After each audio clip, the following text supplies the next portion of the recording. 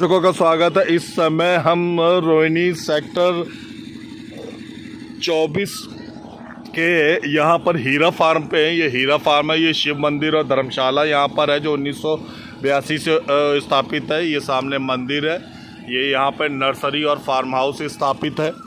ये रोड जो सीधा बेगमपुर थाने से आ रहा है उसके सामने ही ये जगह है। आइए आज हम आपको अंदर के दृश्य दिखाते हैं और अंदर का सारा मंजर और सारा वातावरण दिखाते हैं। जगह है, इस समय तो खैर हम आउटर दिल्ली में है कि लोग उनके बारे में जानने को बड़े इच्छुक होते हैं। जैसे बाहरी पर्यटक होते हैं, लाल किले के पास आते हैं तो लाल किले को जानना चाहते हैं, उसके आसपास की सड़कों के बारे में जानना चाहते हैं।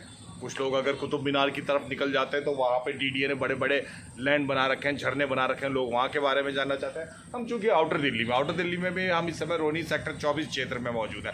बेगमपुर थाने से थोड़ा आगे की तरफ यहाँ पर हम मौजूद है नर्सरी में। आप देख सकते हैं ये एक नर्सरी है, साथ में यहाँ पर एक शिव मंदिर भी स्थापित है। ये इसके संस्थापक और फाउंडर साहब हमारे पास मौजूद है, कौशिक साहब। तो ये इसलिए कि ये रोड जो है ना सीधा बेगमपुर थाने से आता है और आगे की तरफ प्रहलाद विहार की तरफ और आगे बवाना की तरफ निकल जाता है। तो अक्सर कुछ लोगों को जिज्ञासा रहती है कि वो इधर से यू साइड होकर निकलते इस जगह के बारे में। इसी वजह से आज हम यहाँ मौजूद हैं। क्या नाम है?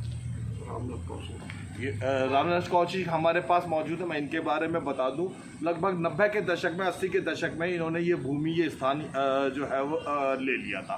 उसके बाद में कालांतर में धीरे धीरे समय बढ़ता गया, आपने अपनी चीज़ें स्थापित करी, नर्सरी स्थापित करी, पेड़ पौधे लगाए, शिव मंदिर बनाया।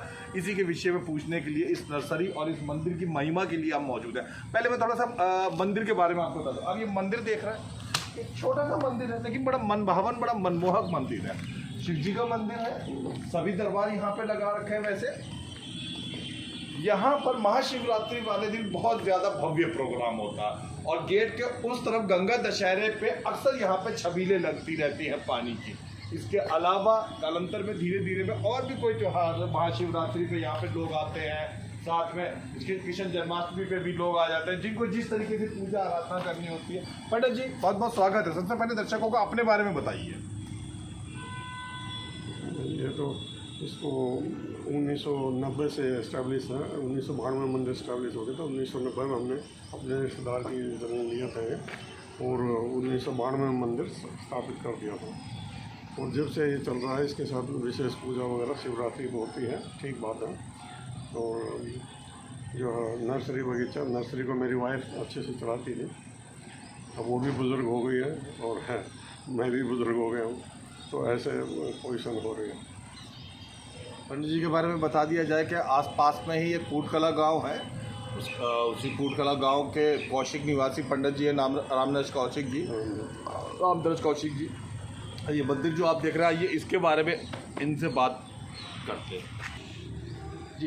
भगवान का, शंकर भगवान का विशेष मंदिर, यहाँ शिव की बहुत अच्छी शक्ति हमने महसूस की है। और सही मानों में शिव शंकर भगवान यहाँ इस्टेब्लिश हो चुके हैं, वो खुद साक्षात यहाँ पर, और इसके बहुत कई तरह से मेरे साथ रहे हैं। कितने वर्ष से ये मंदिर यहाँ पे स्थापित है? 1990 से। अच्छा। और यहाँ आसपास में दीप विहार है, रोहिणी सेक्टर 24 है, सामने 22 है, इस तरफ सेक्टर 23 है, इधर भरत विहार है, बेगम विहार है। क्या यहाँ के सब चारों तरफ के श्रद्धालु लोग यहाँ पर आते जाते रहते हैं? हाँ, श्रद्धालु लोग आते हैं। 92 से मंदिर पूरा हो गया था और सब अपने पूजा करते हैं। ख़ास मौक़ों पर बहुत ज़्यादा आते हैं, शिवरात्रि वगैरह पर। हमने सुना है कि इस मंदिर में साल में जो सबसे बड़ा कार्यक्रम होता है वो महाशिवरात्रि का होता है। आसपास के चौमुखी आबादी के लोग यहाँ पे महिलाएं यहाँ पूजा अर्चना करने आती हैं। बिल्कुल, महाशिवरात्रि पर बहुत पूजा होती है, पूरी नाइट होता है और फिर रात में जलाभिषेक होता है शंकर भगवान को। उसके बाद जो है विसर्जन होते हैं। मैं आपको इस मंदिर पे इसलिए लाया हूँ, सच बताऊँ कि मेरा भी जो आकर्षण खींच के लेकर आया ये थोड़ा पास में एक कंझावला रोड है, जो आप मान लीजिए एक तरीके से मधुबन चौक से या पीरागढ़ी से मधुबन चौक से शुरू होता है और आगे जौनती गांव तक चला जाता है। ढेरों मंदिर बने हुए हैं उस तरफ में, एक नहीं कोई 20 हज़ारियों मंदिर है। एक भी मंदिर आपको ऐसा नहीं मिलेगा जिसके चारों तरफ इतने सारे पेड़ पौधे हों, जिसके चारों तरफ इतनी सुरमई, इतनी मनोहारी दृश्य हो। कई जौनती गांव की तरफ जाके आपको जरूर कुछ ऐसे मंदिर देखने को मिल जाएंगे जिनके आसपास थोड़ी बहुत लोगों ने पेड़ पौधे लगा दिए होंगे, पर इतने ज़्यादा संख्या के अंदर ऐसे वातावरण में जैसे आदमी का मन शाम को सैर करते समय में किसी पार्क में, विशालकाय बगीचे में जाके खुश हो जाता। इस मंदिर में जाके ऐसे ही जब आप इस मंदिर में एंट्री भी करते हैं तो चारों तरफ पेड़ आपका स्वागत करते हैं, चारों तरफ बड़ा सुरमई सा वातावरण है। हम जब अंदर अभी भी प्रवेश हुए तो आप देखिए सामने बादल है, बड़े खूबसूरत से बड़े बड़े छोटे छोटे पेड़ है। मतलब मंदिर में आने से पहले ही सच में हरी भरी हरियाली देख के प्रसन्नचित हो जाए। इस कंझावला रोड पे कंक्रीट के मोहल्लों में बने हुए कंक्रीट के काफ़ी सारे मंदिर है, लेकिन ऐसे सुरमय वातावरण में, ऐसे मनोहार मंदिर के तो यहाँ पे आसपास काफ़ी सारे, इतने सारे बाग बगीचे वाला मंदिर बनाने का विचार पंडित जी कैसे आया? पहले मेरी वाइफ नर्सरी चलाती थी जी, रूम का दिल्ली में ही, दिल्ली में जी, कोटकला में, और फिर बाद में ये यहाँ पे शिफ्ट की और उन्होंने कई साल नर्सरी चलाई अच्छे से। यहाँ पर ग्रीन हाउस वगैरह थे। बाद में ओल्ड एज होने में उन्होंने नर्सरी काम करना छोड़ दिया, लेकिन पेड़ पौधे पले रह गए, बहुत अच्छा बगीचा बन गया। अभी हम 1-2 आदमी रखते हैं, वो इसको मेंटेन करते हैं, माली। अच्छा, तो मंदिर हमने बता दिया, पंडित जी के बारे में बता दिया, लेकिन बात वाकई अधूरी रह जाएगी कि जब हम आपको इन पेड़ पौधों के सैर ना करवाएं। दिल्ली इस समय मई जून के महीने से गुजर रही है और बहुत ज़्यादा गर्मी दिल्ली में है, और अब वैज्ञानिक लोग भी उसकी वजह आमतौर पर ये मान रहे हैं कि 10 साल में दिल्ली में पेड़ पौधों की बहुत कमी हुई है। सरकारें आ रही हैं, जा रही हैं और पेड़ फटाफट काटे जा रही हैं। ऐसे बीच में ये व्यक्ति, ये लोग, ये सच में जो है वो अभूतपूर्व लोग हैं। ये इस तरीके के काबिल तारीफ लोग हैं कि जिन्होंने पेड़ों को जिंदा रखा हुआ। आइए आपको पेड़ों के दृश्य दिखाते हैं। हनुमान जी का इधर से एंट्रेंस है। अच्छा, हाँ, ये हनुमान जी का मंदिर है। इधर बहुत अच्छा, बहुत पुराना मंदिर है हनुमान जी का। जी, पीछे सारे पेड़ पौधे, बुगनविला है। बुगनविला का बेस्ट महीना मार्च और अप्रैल होता है। हाँ। सबसे अच्छे फूल खिलते हैं इसमें, इस महीने में, बोगनवेलिया में। हाँ। इसमें आप कटिंग भी लगा सकते हैं, इसकी कटिंग भी चलेगी। इससे हमने काफ़ी अनेकों पौधे बढ़ाए भी हैं। अच्छा, अपने यहाँ पे हमारा पौधे लगाने का, बागवानी का शौक है मेरे माता पिता को। अच्छा। वही शौक हमारे अंदर भी आया है। बहुत बढ़िया। और कई बार हम कितनी भी गर्मी हो, धूप हो, स्पेशल हम शाम को आते हैं पानी लगाने के लिए पेड़ पौधों में। पेड़ पौधे सूखने नहीं चाहिए, बच्चे की तरह समझते हैं छोटे छोटे पौधों को।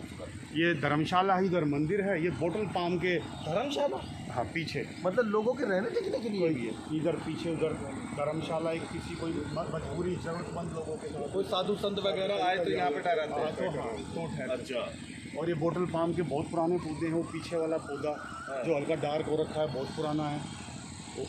उधर देखिए वो पीछे, इधर का एरिया है। केले के केली के बहुत सारे पौधे हैं।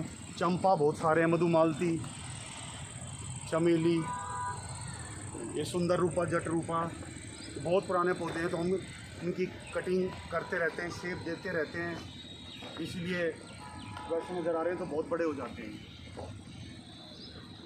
गिलोय का पौधा है काफ़ी बड़ा वहाँ पे। गिलोय दवाइयों में इस्तेमाल होता है।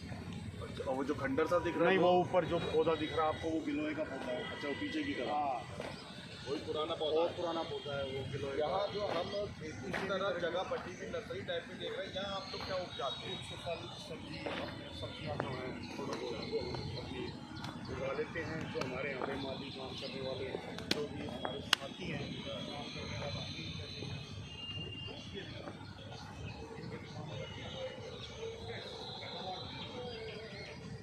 ये सीताफल लगा हुआ है।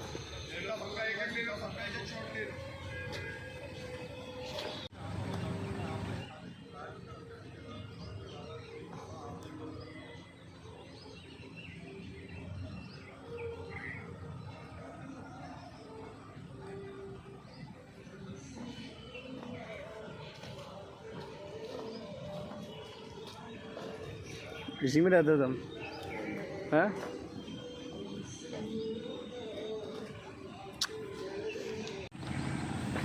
जैसा कि वर्तमान में आप कोई भी साइंस से जुड़ी हुई पत्रिका उठाइए या कभी डिस्कवरी चैनल देखिए, मधुमक्खियाँ गायब हो रही हैं, बहुत सारे छोटे छोटे जंतु गायब हो रहे हैं, जुगनू तो लगभग गायब हुए जा रहा है। इस तरीके के बगीचों का क्या फ़र्क पड़ता है कि प्राकृतिक में संतुलन रखने वाले जो जीव जंतु हैं वो बरकरार रहते हैं। यहाँ जिस हम मौजूद हैं, हमें पता चला कि यहाँ गिलहरी भी हैं, वातावरण को संतुलन रखने के लिए नेवले या अन्य और जो जीव जंतु यहाँ मौजूद है, मधुमक्खियाँ भी यहाँ पर आती हैं, तितलियाँ भी यहाँ पर आती हैं।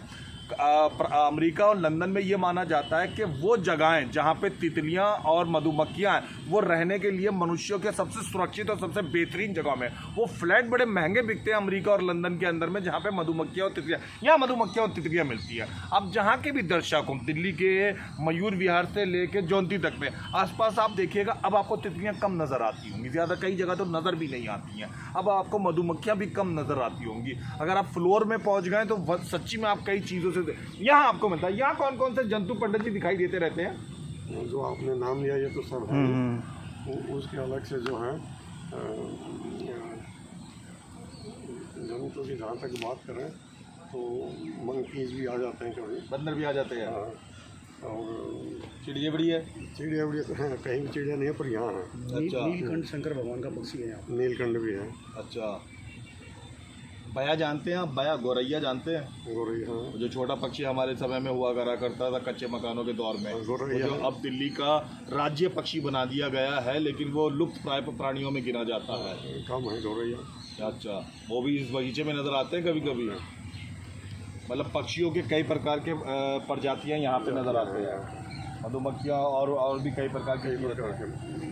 ये फ़र्क पड़ता है आपका। आप दिल्ली के किसी भी विशाल काय बड़े बने हुए भवन वाले मंदिर में चले जाइए कि जी ये फलां ने बनाया था 2020 साल पहले, 50 साल पहले, 90 साल पहले, लेकिन तब भी अब इस तरीके के जीव जंतु, मतलब बया मौजूद होना, चिड़िया मौजूद होना, जुगनू तितली मौजूद होना, ये आप महसूस नहीं कर पाएंगे। ये आप पौधा देख रहे हैं, हमें बताया गया है कि ये पौधा क्या नाम है? नौलीना।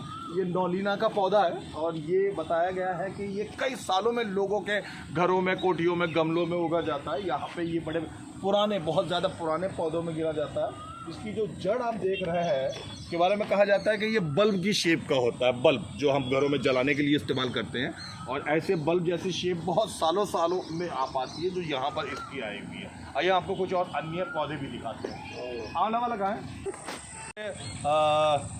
Keep an apple, eat an apple and keep doctor away. एक सेब रोज़ खाने पर डॉक्टर दूर भागता है। पर अब वर्तमान में जो कहावत बन गई है, एक आंवला रोज़ खाने पे हज़ारों सैकड़ों बीमारियां दूर भागती हैं। यह आंवले का पौधा है, यह आंवले का पेड़ पौधा क्या पूरा का पूरा आप देख रहे हैं, 25 फुट लंबा तो ये पौधा ही है। इसमें आंवले उगते हैं।